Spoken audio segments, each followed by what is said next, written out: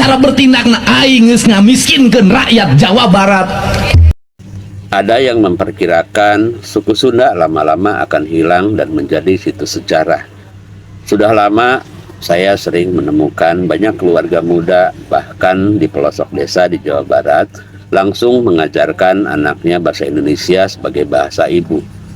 Generasi sekarang mungkin tidak pernah mendengar lagi kata tong diuk di lawang panto biji nongtot jodoh.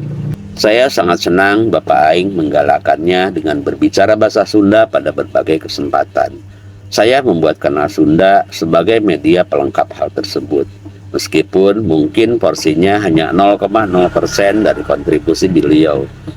Untuk warga Jawa Barat, ayo urang memulai bahasa Sunda. Dag.